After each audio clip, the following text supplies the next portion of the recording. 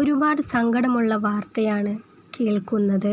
തൻ്റെ പൊന്നുമോളുടെ കരൾ മാറ്റിവെക്കുവാൻ അച്ഛനായ താൻ കരൾ കൊടുക്കുകയും എന്നാൽ തൻ്റെ പൊന്നുമോൾ മരണത്തിന് കീഴടങ്ങുകയും ചെയ്തു. തുറവൂർ പാറേക്കാട്ടിൽ സാൻഡോ ധന്യ ദമ്പതികളുടെ മകൾ 8 മാസം പ്രായമുള്ള ഹെസ മറിയമാണ് മരണത്തിന് കീഴടങ്ങിയത്. കഴിഞ്ഞ 2024 നവംബറിലാണ് ഹെസ മറിയത്തിന് കരൾ രോഗം സ്ഥിരീകരിച്ചത്.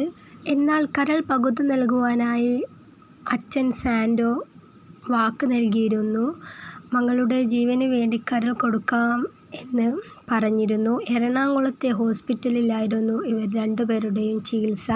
1 മാസത്തോടെയായിരുന്നു സാൻഡോ ഡോക്ടറുടെ നിരീക്ഷണത്തിലായിരുന്നു. കഴിഞ്ഞ മാസം 20-നായിരുന്നു കരൾ മാറ്റിവെക്കുന്ന സർജറി ഉണ്ടായിരുന്നത്.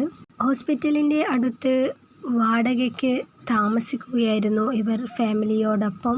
എന്നാൽ എല്ലാ പ്രതീക്ഷകളും പൊലിഞ്ഞുകൊണ്ട് തൻ്റെ പൊന്നുമോളുടെ ജീവൻ നഷ്ടമായി. തൻ്റെ ഭൂമി വിറ്റും സുമനസ്സുകളുടെ സഹായത്തോടുകൂടെയുമായിരുന്നു ഹെസ മറിയത്തിൻ്റെ ചികിത്സ നടത്തിയിരുന്നത്. എന്നാൽ മകളുടെ വാർത്ത കേൾക്കാനുള്ള സഹനശക്തി ആ പിതാവിനും മാതാവിനും ഉണ്ടായിരുന്നില്ല. ആ കുഞ്ഞു കുരുന്നിനെ കാണാൻ വേണ്ടി നാട്ടുകാരും വീട്ടുകാരും തടിച്ചുകൂടിയിരുന്നു.